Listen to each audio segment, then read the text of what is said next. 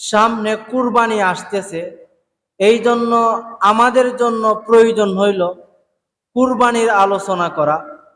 আমাদের জন্য উচিত হইল কুরবানি সংক্রান্ত জানা। ভাই দেখেন, দুনিয়া কিন্তু থাকার জায়গা না, দুনিয়াতে আমরা কেউ থাকতে পারবো না। এই জন্য ভাই আমাদের প্রয়োজন হইল, সামনে আসছে কুরবানি, হইতে পারে ভাই এটা আমাদের জীবনের অনেকের শেষ কুরবানি হইয়া যাইতে পারে। হইতে পারে ভাই আপনি আর জীবনে কুরবানিও নাও করতে পারেন, কারণ হায়াতের মালিক আল্লাহ, আপনার মৃত্যু দেওয়ার মালিক হইলেন আল্লাহ। কাজে ভাই সামনে কুরবানি আসতেছে, আমাদের জন্য প্রয়োজন হইল নিয়তকে খালেস করা। আমাদের জন্য ভাই উচিত হইল নিয়তের মধ্যে যেন গরমিল না থাকা। আল্লাহ পাক রব্বুল আলামিন দুনিয়ার মানুষকে বুঝাইতেছিলেন যে, হে দুনিয়ার মানুষ, আমাদের সকলের আব্বা আদম আলাইহিস সালাম থেকে কুরবানি শুরু হইয়া যায়। আদমও কুরবানি করে আমাদের সকলের জাতির পিতা ইব্রাহিম আলাইহিস সালাম, তার কুরবানিটা আল্লাহ পাক রব্বুল আলামিন এর নিকট এত পছন্দ হয়েছে যে আল্লাহ পাক রব্বুল আলামিন সমস্ত মানুষের জন্য যাদের নেশাব পরিমাণ সম্পদ থাকবে কিয়ামত পর্যন্ত, যত মুসলমান আসবে যাদের 52.5 তোলা রূপা এবং 7 তোলা স্বর্ণের সমপরিমাণ সম্পদ থাকবে ভাই, তাদের প্রত্যেকের জন্য কুরবানি করা হইল ওয়াজিব। ভাই দেখেন, আমি দুনিয়ার সব কিছু জানি, কিন্তু ভাই কুরবানি সংক্রান্ত ভাই আমি কিছুই জানি না। ভাই আমাদের প্রয়োজন ছিল কুরবানির ইতিহাস জানা, ভাই আমাদের প্রয়োজন ছিল কুরবানি সংক্রান্ত জানা।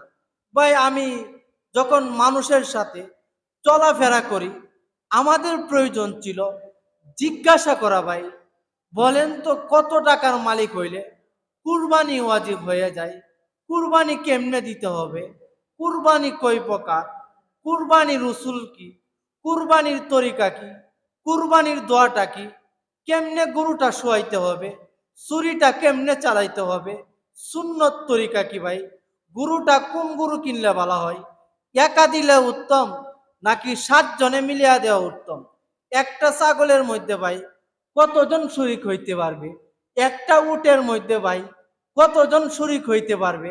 আমাদের প্রয়োজন ছিল পরস্পরে এইগুলি একজন আরেকজনকে জিজ্ঞাসা করা। ভাই দেখেন ভাই, আপনার ক্ষেতের সমস্যা, আপনি কোনো একটা চাকরির মধ্যে ভাই জব করতেছেন, অন্য অন্য চাকরিজীবীদেরকে প্রশ্ন চিড়ে মারেন, ভাই আমি তো সরকারি চাকরি করি, আমার বেতন হইল 15,000 টাকা, ভাই আমি তো 8 ঘন্টা ডিউটি করি, ভাই আমার এই 15,000 টাকা দিয়া আমার 5টা সন্তান নিয়া, আমার পরিবার নিয়ে ভাই চলা যায় না। ভাই আপনি তো শিক্ষিত মানুষ, আপনি তো প্রতি মাসে লক্ষ লক্ষ টাকা ভাই ইনভেস্ট করেন, ভাই আপনার নিকট আমার আবেদন হইল আমি যেন সরকারি চাকরির পাশে পাশে যেন আরো আয়ের কোনো একটা চুজ খুঁজে বার করতে পারি।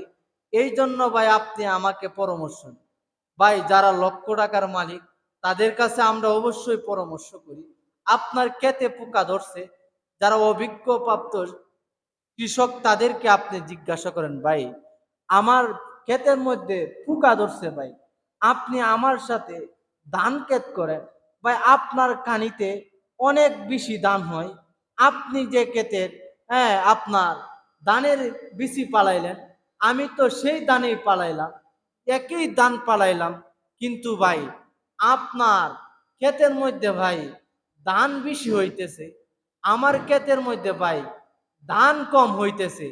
একজন মানুষ আরেকজন মানুষকে এইগুলি জিজ্ঞাসা করে, ভাই আপনি কৃষি কাজ করেন, কৃষককে জিজ্ঞাসা করতে পারলেন ধান ক্ষেতটা কেমনে করলে ভাই ভালো হয়। আপনি ব্যবসায়ী, ব্যবসায়ীকে জিজ্ঞাসা করলেন ভাই আমি তো ব্যবসা করি, আমার ব্যবসাটা কিভাবে করলে ভালো হয়। ভাই আপনি দুনিয়ার সব কিছু জিজ্ঞাসা করলেন, কিন্তু আল্লাহ পাক রব্বুল আলামিন হাসরের ময়দানে জিজ্ঞাসা করবে, হে আমার বান্দা কৃষি কাজের মধ্যে সমস্যা, কৃষককে জিজ্ঞাসা করছিলে যে আমার ক্ষেতে সমস্যা, কি কাজ করলে আমার ক্ষেতের ফসল ভালো হয়। এ আমার দুনিয়ার মুসলমান, তোমার ইমানের মধ্যে পোকা ধরছে রে মুসলমান, তোমার ইমান দুর্বল হইয়া গিয়েছে। তোমার ইমানের চিকিৎসা করানির জন্য কতজন মানুষকে তুমি জিজ্ঞাসা করছিলা। মানুষকে তো সমস্যা হইলে মানুষের নিকট চলা যাও, কিন্তু হে আমার বান্দা কুরবানি আসছিল ইব্রাহিম আলাইহিস সালাম, এর কুরবানিটাকে আমি আল্লাহ এমন ভাবে কবুল আর মঞ্জুর করলাম, কিয়ামত পর্যন্ত আমি ইব্রাহিমের কুরবানিকে যারা আপনার নেশাব পরিমাণ মালের মালিক হবে প্রত্যেকের জন্য ভাই আমি কুরবানিটা কি করলাম, ওয়াজিব করে দিলাম। দেখেন ভাই ইব্রাহিম আলাইহিস সালাম এই কুরবানিটা আল্লাহর নিকট এত পছন্দ হয়েছে যেটা আপনার বলার বাহিরে। এই কারণে উম্মতের উপরে কুরবানিকে কি করলেন ভাই, আবশ্যক করে দিলেন। তো আমি আপনাদেরকে যে কথাটা বলতেছিলাম ভাই, কুরবানি কিন্তু চার প্রকার, এই আলোচনাতে আমরা পরে ঢুকতেছি। তো ভাই অনেক মানুষে বলে যে হুজুর কুরবানি তো কিছুদিন হয়েছে না ভাই, কুরবানি তো কিছুদিন হয়েছে না, কুরবানি আদম আলাইহিস সালামের ছেলে হাবিল এবং কাবিলের মধ্যে থেকে আসছে। তো এইভাবে ধারাবাহিকতা আসতে আসতে আপনার রসুল আসার দুনিয়াতে আসার আগে, ঈসা থেকে নিয়ে আমাদের নবীর আসার আগ পর্যন্ত ভাই একটা জাহিলিয়তের যুগ ছিল। কি যুগ ছিল ভাই, একটু কথা বললে ভালো হয়, কি যুগ ছিল ভাই, জাহিলিয়তের একটা যুগ ছিল ভাই। তারাও কিন্তু কুরবানি করত, কি করতো ভাই, তারাও কুরবানি করত। আমাদের নবীরা যে সমস্ত নবী আসছিল ওই সমস্ত নবীরা কুরবানি করছে আল্লাহর নামে। আর যখন আমাদের নবী থেকে ঈসার আসা, ঈসা নবী থেকে আমাদের নবীর আসা আগ পর্যন্ত এই মাঝখানে বিশাল বড় একটা গ্যাপ ছিল, প্রায় 400 বছর একটা গ্যাপ ছিল। গ্যাপ থাকার কারণে মানুষ জাহিলিয়তে পরিণত হয়ে গেছে। তো জাহিলিয়তের যুগে মানুষেরা কুরবানি দেয় দেব দেবীর নামে, ভাই মানুষ কুরবানি দেয় আল্লাহর নামে দেয় না, মানুষ কুরবানি দেয় তার মূর্তির নামে। তো ভাই মূর্তির নামে কুরবানি দেওয়া জায়েজ আছে? মূর্তির নামে কিন্তু কুরবানি দেওয়া জায়েজ নাই। কুরবানি দিবেন আল্লাহকে সন্তুষ্ট করার জন্য, কুরবানি দিবেন গোশত খাওয়ার জন্য না। যে আল্লাহ আমি কুরবানি দিতেছি তোমারে রাজি সন্তুষ্ট করার জন্য। আর ভাই কুরবানির গোশত আপনার জন্য ফ্রি করে দিবে। আল্লাহু আকবার বলেন। কুরবানি কিসের জন্য দিবেন ভাই, কারে সন্তুষ্ট করার জন্য দিবেন? আল্লাহকে সন্তুষ্ট করার জন্য দিবে। তো আমি বুঝাইতেছিলাম যে ভাই দেখেন জাহিলিয়াতের যুগে কুরবানি দিত দেব দেবীর নামে, মূর্তির সামনে আয়সা বলতো সনম সনম সনম রে, ও সনম রে। তারা দেব দেবীর নামে কুরবানি করে। আল্লাহ পাক রব্বুল আলামিন দুনিয়ার মানুষকে বুঝাই, হে দুনিয়ার মানুষেরা তোমরা কুরবানি দাও আমি আল্লাহকে সন্তুষ্ট করার জন্য। যদি মানুষকে দেখানোর জন্য পশু কুরবানি দাও শুধু গোশত খাওয়া হবে, কুরবানি দেওয়া হবে না। তো ভাই জাহিলিয়াতের যুগে তা প্রথা ছিল ভাই, জাহিলিয়াতের যুগে মানুষ যখন বাস করত তখন কৃষি কাজ করতো মানুষে বেশি। তো কৃষি কাজ করার কারণে আপনার কৃষি কাজ করলে পানির প্রয়োজন আছে না ভাই? রেজন ভাই, কৃষি কাজ করলে পানির প্রয়োজন আছে না? এত তো অবশ্যই পানি দিতে হইবে। তো নীল নদীতে ছিল তাদের কি পানি দেওয়ার মূল উৎস। তারা নীল নদী থেকে কৃষকরা কি দিত? পানি দিত। তো যখন ভাই নীল নদী শুকায় যাইত, যখন নীল নদী পানি শূন্য হয়ে যাইত, তখন জাহিলিয়তের যুগে লোকেরা একটা নবজাতক, একটা সুন্দর একটা মেয়েকে, যুবতী একটা মেয়েকে, হ্যাঁ আপনার কি করে সাজুগুজু কইরা নদীর মাঝখানে বুক দিত। ইব্রাহিম ভাই, বুক চিনেন তো? বুক, বুক চিনেন ভাই? বুক তারা কি দিত? বুক দিত। কি কারণে বুক দিত ভাই? কখন বুক দিত? যখন ভাই আপনার নীল নদী শুকায়া যাইত, নীল নদী শুকায়া যাওয়ার কারণে যখন নীল নদী শূন্য হয়ে যাইত, তখন কি দিত ভাই? তারা বুক দিত। কি দিত ভাই? কি একটা মেয়েরে কি দিত? নদীর মধ্যে নে বুক দিত। তো যখন তারা নদীর মধ্যে বুক দিত, তখন কি আসতো? পানি আসতো। তো মেরে মুহতারাম দোস্ত আর বুজুর্গ, উমর রাদিয়াল্লাহু তাআলা আনহু এর জামানায় আপনার কি হইল? আপনার নীল নদী শুকাইয়া যায়। নীল নদী শুকাইয়া যাওয়ার পর সমস্ত মানুষ আগের মতো বাপ দাদা রসুলের মতো এলাকার একটা মেয়েকে বা কি করছে? আপনার রেডি করছে, আপনার সাজু গুজু কইরা নদীর মাঝখানে রেখে আসার জন্য নিয়ে যাইতে চাই। হ্যাঁ, তখন উমর রাদিয়াল্লাহু তাআলা আনহু, ও উমর ইবনে রাদিয়াল্লাহু তাআলা আনহু, আমর ইবনে আজকে ওই নীল নদীর পারে গভর্নর বানায়া পাঠায়। আমর ইবনে আস উমরকে বলতেছেন, হে উমর, জাহিলি যুগের লোকেরা এই যেন দেখা যায় নীল নদীতে রে উমর শুকায়া গেছে রে উমর।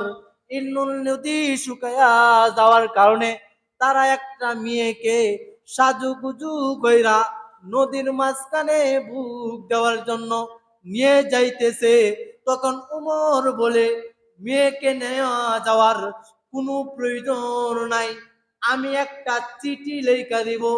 এই চিঠিটা যখন নীল নদীর মধ্যে চারবা, নীল নদীর মধ্যে রাখবা, রাখার সাথে সাথে নীল নদী পানিতে ভরপুর হইয়া যাবে। আল্লাহু আকবার বলে।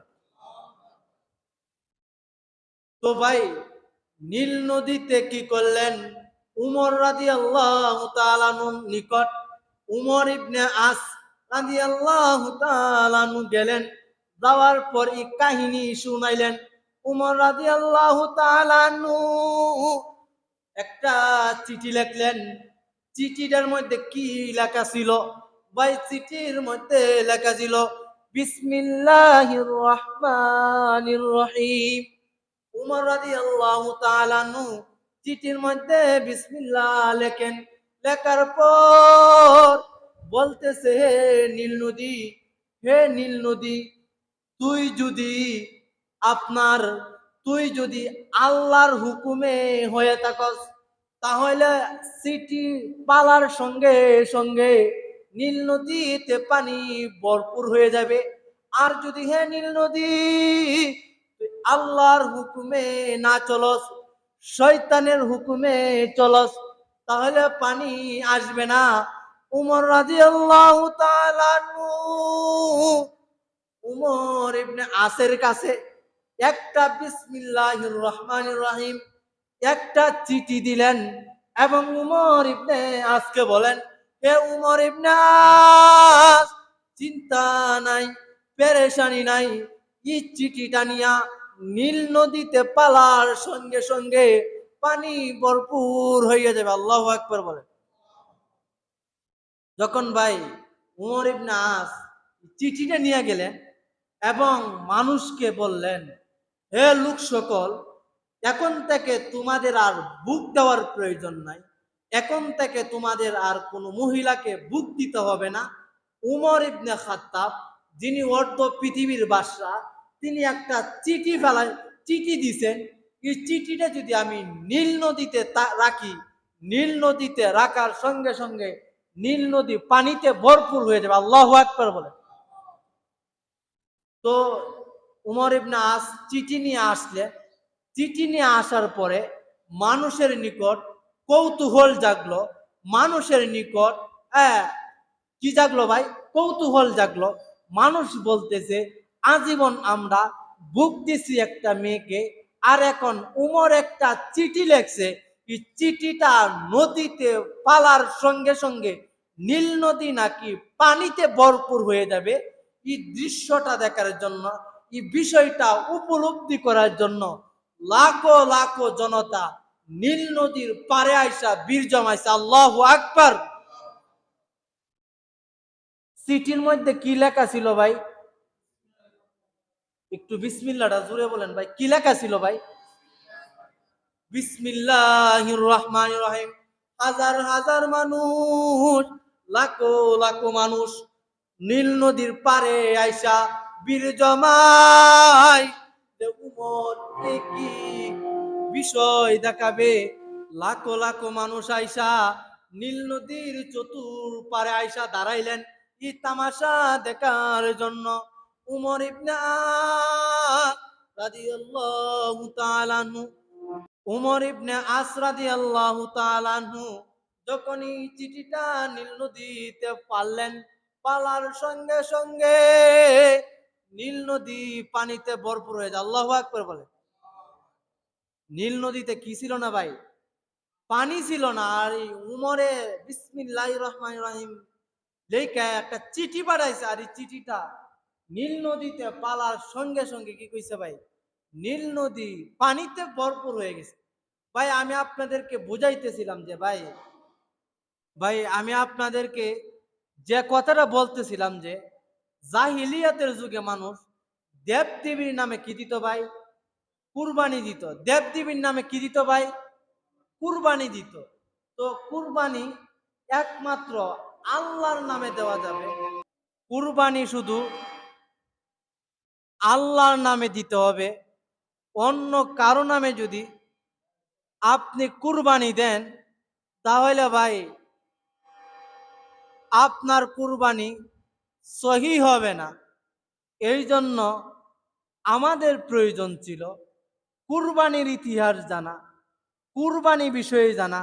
রাসূলুল্লাহ সাল্লাল্লাহু আলাইহি ওয়াসাল্লাম দুনিয়ার মানুষকে বুঝাই, হে দুনিয়ার মানুষ, যার নেশাব পরিমাণ সম্পদ আছে, ওই ব্যক্তি যদি কুরবানি না দেয়, কুরবানি টাকা সত্ত্বেও যদি, কুরবানির সামর্থ্য টাকা সত্ত্বেও যদি কোনো ব্যক্তি কুরবানি না দেয়, ওই ব্যক্তি যেন ঈদগাহের কাছেও না আসে।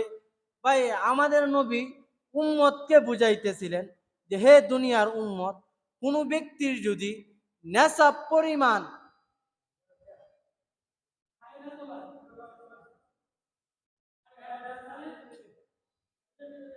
কোনো ব্যক্তির যদি ভাই নেশাব পরিমাণ সম্পদ থাকে, নেশাব পরিমাণ মালের মালিক থাকে, আর যদি ভাই ওই ব্যক্তি যদি ভাই কুরবানি না দেয়, হাসরের দিন আল্লাহর নিকট জবাব দিতে হবে। হাসরের দিন আল্লাহর নিকট প্রত্যেকটা টাকার হিসাব দিতে হবে। রাসূলুল্লাহ সাল্লাল্লাহু আলাইহি ওয়াসাল্লাম উম্মতকে বুঝাই, হে আমার উম্মতেরা, যখন কোনো ব্যক্তি আল্লাহকে সন্তুষ্ট করার জন্য কুরবানি দিবে, তো যে ব্যক্তি গরু কুরবানি দিল, এই গরুর শরীরে যে পরিমাণ পশম আছে, এই পরিমাণ সব তার আমল নামায় লিখে দেয়। আল্লাহু আকবার বলেন। আল্লাহ পাক রব্বুল আলামিন আরো দুনিয়ার মানুষকে বুঝাই, এ দুনিয়ার মানুষ, কোন ব্যক্তি একটা ছাগল কুরবানি দিল, এই ছাগলের শরীরে যে পরিমাণ পশম আছে এই পরিমাণ নেকি তার আমল নামায় লেখা দেয়। আল্লাহ পাক রব্বুল আলামিন দুনিয়ার মানুষকে বুঝাই যে হে দুনিয়ার মানুষ, কোন ব্যক্তি জিলহজ মাসে, কোন মাসে ভাই? জিলহজ মাসে, আর কিছুদিন পরে জিলহজ মাস শুরু হয়ে যাবে।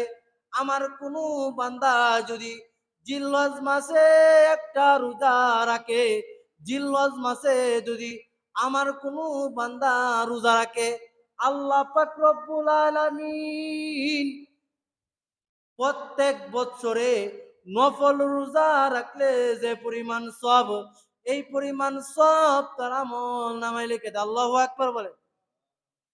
ভাই আপনি যদি এই জিলহজ মাসে যদি রোজা রাখেন, তাহলে আল্লাহ পাক রব্বুল আলামিন আপনার জীবনে যে পরিমাণ সগীরা গুনাহ করছিলেন, জিলহজ মাসে রোজা রাখার দ্বারা, কিতাবের মধ্যে আসছে যে জিলহজ মাসে কোনো ব্যক্তি যদি আপনার রোজা রাখে, তাহলে আল্লাহ তাআলা তাকে অনেক পুরস্কারে পুরস্কৃত করে। এই জন্য আমাদের প্রয়োজন হইল, জিলহজ মাসে অন্তত পক্ষে কয়েকটা রোজা হইলেও রাখা ভাই। কারণ জিলহজ মাস হইল একটা গুরুত্বপূর্ণ মাস। জিলহজ মাস হইল ভাই হজের মাস। জিলহজ মাসটা গুরুত্বপূর্ণ মাস। জিলহজে আমাদের প্রয়োজন ছিল রোজা রাখা, জিলহজে আমাদের প্রয়োজন ছিল কান্নাকাটি বেশি বেশি করা। কারণ আল্লাহ দুনিয়ার মানুষকে বোঝায়, হে দুনিয়ার মানুষেরা, তোমরা যদি জিলহজ মাসে আমার নিকট কান্নাকাটি করো যে আল্লাহ অত্যাচার করছি, আল্লাহ জুলুম করছি, আল্লাহ নির্যাতন করছি, আল্লাহ আপনি ক্ষমা করনেওয়ালা ছাড়া আর কেউ ক্ষমা করনেওয়ালা নাই। এইভাবে যখন জিলহজ মাসে কোনো ব্যক্তি আল্লাহর নিকট কান্নাকাটি করে, তখন আল্লাহ পাক রব্বুল আলামিন তার পিছনের সমস্ত গুনাহ খাতা মাফ করে দেন। আল্লাহু আকবার বলে।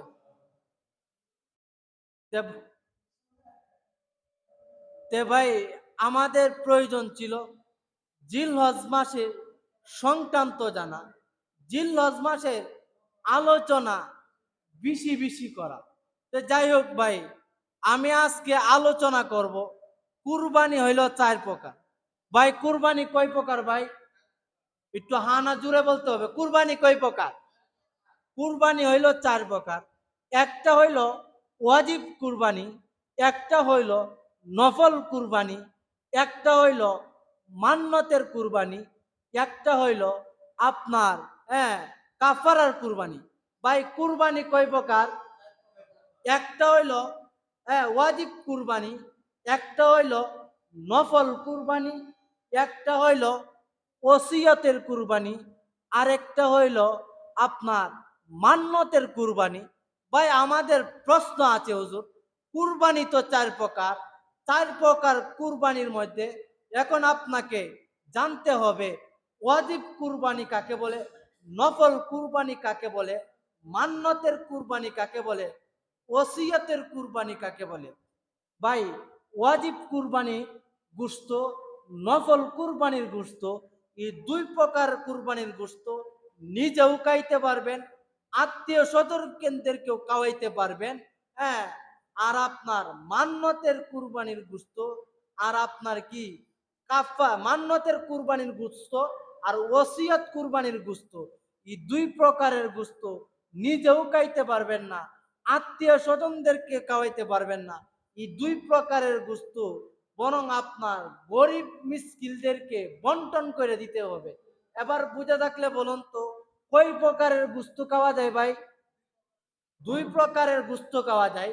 ওয়াজিব কুরবানির গোশত খাইতে পারবেন, নফল কুরবানির গোশত খাইতে পারবেন। নফল কুরবানি কাকে বলে?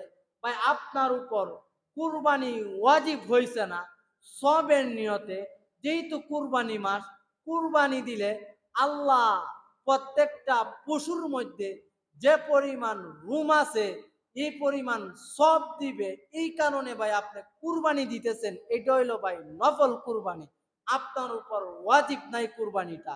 আর ওয়াজিব কুরবানি হইলো কারো কাছে 52.5 তোলা রূপা এবং 7.5 তোলা স্বর্ণের সমপরিমাণ সম্পদ আছে, অথবা কারো কাছে যদি ৭৫,০০০ টাকা নিজের সমস্ত খরচ আদি বাদ দিয়া, ঋণ দিন পাওনা দাওনা সবকিছু বাদ দিয়া যখন কোনো ব্যক্তির কাছে ৭০ থেকে ৭৫,০০০ টাকা ক্যাশ থাকে, তো ওই ব্যক্তির উপর কুরবানি দেওয়া ওয়াজিব।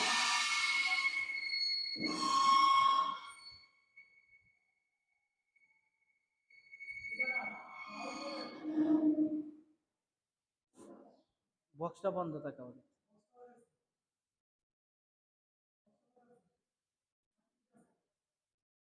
ভাই কুরবানি কয় প্রকার বলছিলাম ভাই? ওয়াজিব কুরবানি এবং নফল কুরবানির গোশত নিজেও খাইতে পারবেন, আত্মীয় স্বজনদেরকেও খাওয়াইতে পারবেন।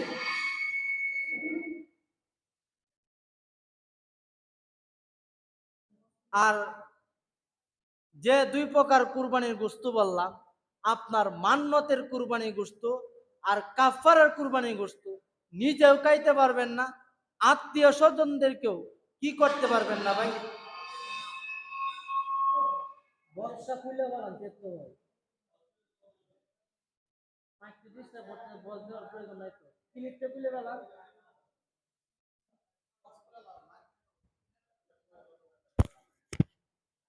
ভাই কুরবানির যে বিষয়টা, ভাই আপনি নিয়ত করবেন যে হুজুর কুরবানি দিতেছি আল্লাহকে সন্তুষ্ট করার জন্য, কুরবানি দিতেছি হুজুর আল্লাহকে রাজি সন্তুষ্ট করার জন্য। গোশত কিন্তু ভাই আপনার জন্য বোনাস। আপনি ৫ লক্ষ টাকা দিয়ে একটা গরু কুরবানি দিতেছেন, নিয়ত করেন আল্লাহ, আল্লাহ আপনি আমাকে সম্পদ দিছেন, আল্লাহ আপনার সম্পদের টাকা দিয়া আমি কুরবানি করতেছি আপনাকে সন্তুষ্ট করার জন্য। আর আপনার মানুষ হতে বলবে যে অমুকে ওই লক্ষ টাকা দিয়ে কি করছে, কুরবানি দিছে। আপনি নিয়তটা সহি রাখেন যে হুজুর আমি কুরবানি দিতেছি আল্লাহকে সন্তুষ্ট করার জন্য, কুরবানি দিতেছি আল্লাহকে রাজি সন্তুষ্ট করার জন্য। কারণ আল্লাহ বলেন লাইয়ানা আল্লাহ লুহুমুহা ওয়ালা দিমাউহা ওয়ালা কি ইয়ানালুহু তাকওয়া মিনকুম, যে আমি আল্লাহর নিকট কুরবানির গোশত, রক্ত, চামড়া আমি আল্লাহর নিকট ওইগুলি পৌঁছে না, আল্লাহর নিকট পৌঁছে হইল যে তাকওয়া, যে বান্দা কোন নিয়তে কুরবানি দিতেছে, মানুষকে দেখানোর জন্য কুরবানি দিতেছে না আমি আল্লাহর একটা বিধান, আমি আল্লাহর একটা হুকুম পালনার্থে কি দিতেছে, কুরবানি দিতেছে। আমার মূল মাকসাদ বুঝতো নেওয়া না, আমার মূল মাকসাদ হইল বান্দার অন্তরটা পরীক্ষা করা। আল্লাহু আকবার বলেন।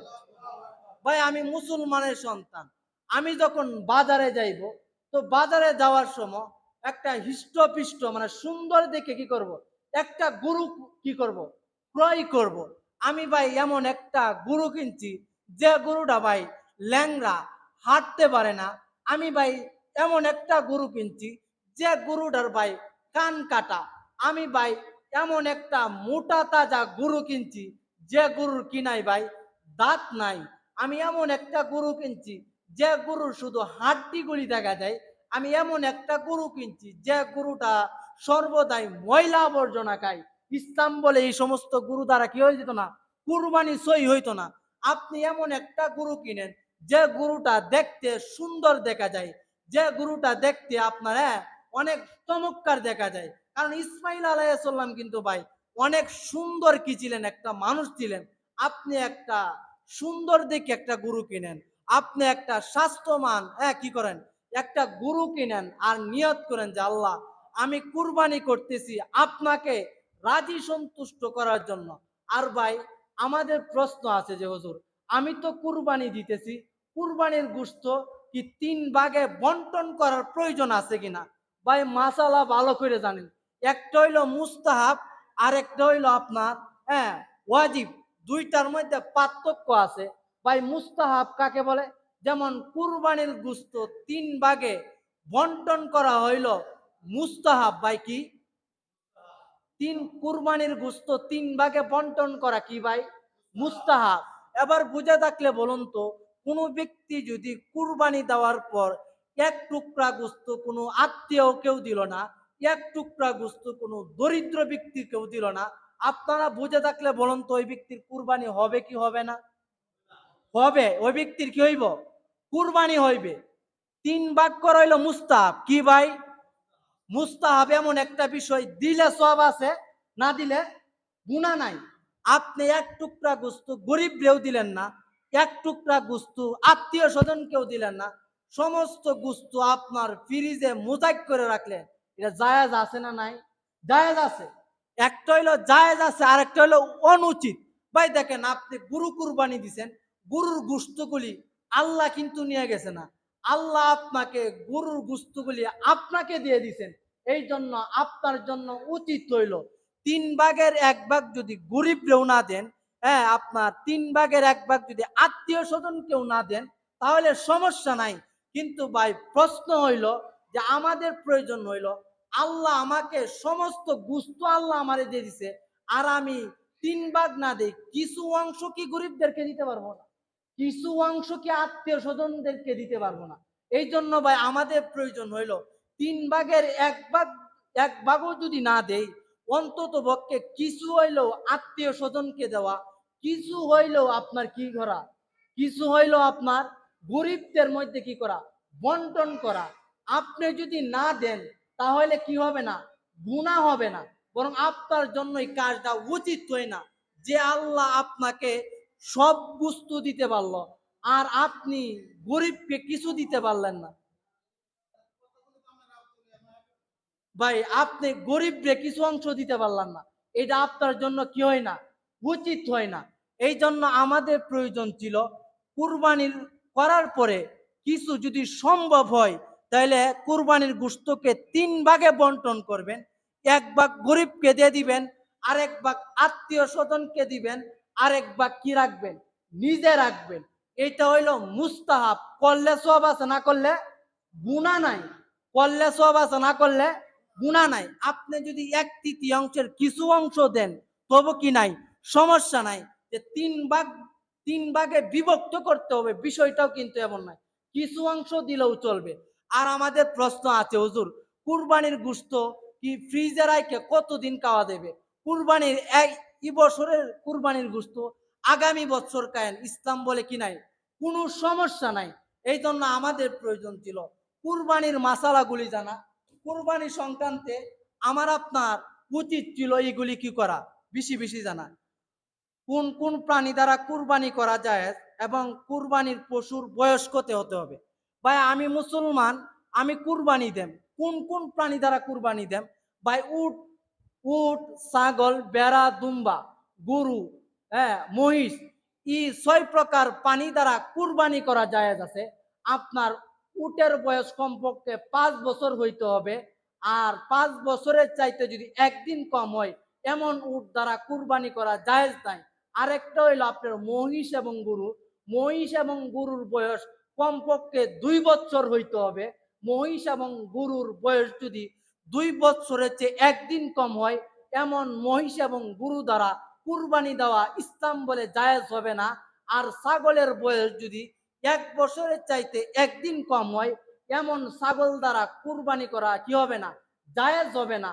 বেড়া এবং দুম্বার 1 বছর হইতে হবে, ইসলাম বলে বেড়া এবং দুম্বাটা 1 বছরে, বেড়া এবং দুম্বাটা 1 বছর হইতে হবে, কিন্তু বেড়া এবং দুম্বাটা 6 মাসেরটা দেখতে যদি 1 বছরেরটার মতো দেখা যায়, ইসলাম বলে এমন 6 মাসের বেড়া এবং দুম্বা দ্বারা কি হইব, কুরবানি দেওয়া জায়েজ আছে। যে ব্যক্তির উপর কুরবানি ওয়াজিব, আর ওই ব্যক্তি যদি কুরবানির আগে কুরবানি করার মান্যত করে, তাহলে হুকুম কি? ভাই আপনার উপর এই মুহূর্তে কুরবানি করা ওয়াজিব।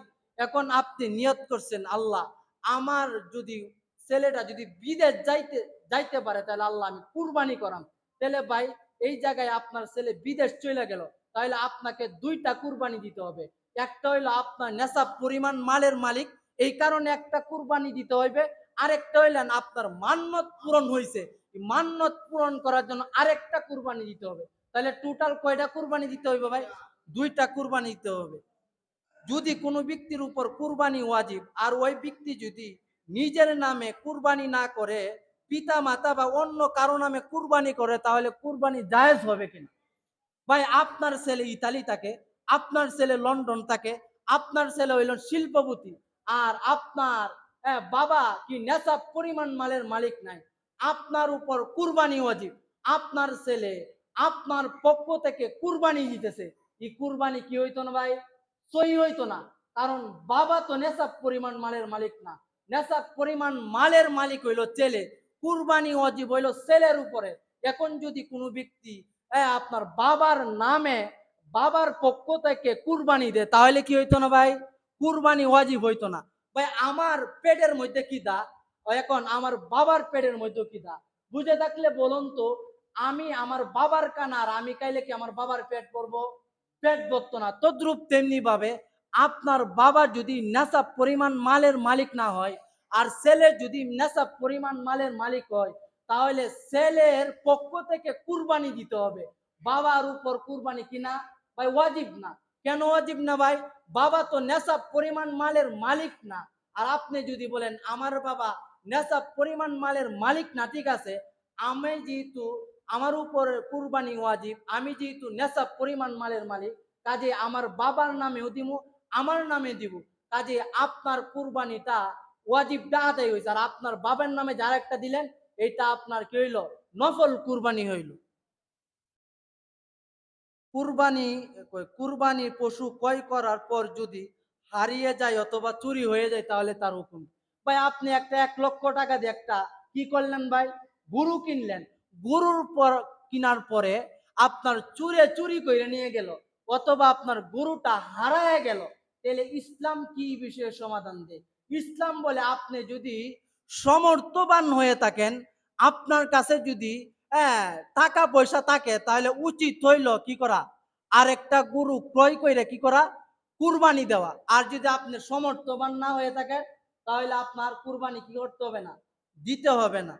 কোনো ব্যক্তি নেশাব পরিমাণ মালের মালিক, ওই ব্যক্তি যদি ঈদের একদিন আগে গরিব হইয়া যায়, তাহলে তার হুকুম কি?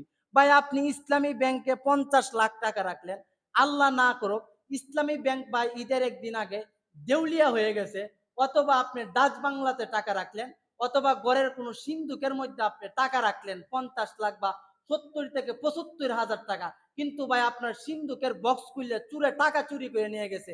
আপনি তো ঈদের একদিন আগে নেশাব পরিমাণ মালের মালিক ছিলেন। তো ঈদের ঈদের দিন তো আর আপনি কি না ভাই নেশাব পরিমাণ মালের মালিক না। যেহেতু ভাই আপনার ঈদের একদিন আগে 50 লাখ টাকা ছিল বা 80 হাজার টাকা ছিল, ঈদের একদিন আগে আপনার টাকা দেউলিয়া হয়ে গেছে বা চুরি হয়ে গেছে, ইসলাম বলে ওই ব্যক্তির উপর কুরবানি কিনা ভাই ওয়াজিব না। কোনো ব্যক্তি অনেক সম্পদ রয়েছে কিন্তু সে সম্পদ নিজের কাছে নাই, তাহলে ওই ব্যক্তির উপর কুরবানি ওয়াজিব কিনা? ভাই আপনি সলিমুদ্দিনের কাছে 5 লাখ টাকা পান, সলিমুদ্দিন সাহেবরে বলতেছেন ভাই সামনে তো কুরবানি আসছে, কাজে আপনি আমারে কিছু টাকা দিলে ভালো হয়, আপনার কাছে তো আমি 5 লক্ষ টাকা পাই, আমি কুরবানিটা দিতে পারবো। ইসলাম বলতেছে ওই ব্যক্তির কাছে যদি আপনার কুরবানি দেওয়ার মতো টাকা না থাকে, আর সলিমুদ্দিন যদি তাকে টাকা না দেয়, তাহলে ওই ব্যক্তির উপর কি হইতো না? কুরবানি ওয়াজিব হইতো না। আর একজনের কাছে পা হইলো আপনার 5 লাখ টাকা, কিন্তু আপনার যদি তার কাছে যদি কুরবানি দেওয়ার মতো টাকা থাকে, তাহলে ওই ব্যক্তির জন্য কুরবানি দেওয়া কি ভাই? ওয়াজিব।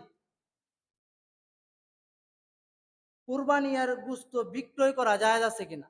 আমরা অনেকে আছে সমাজের মানুষ যে কুরবানির গোস্ত বিক্রয় করে।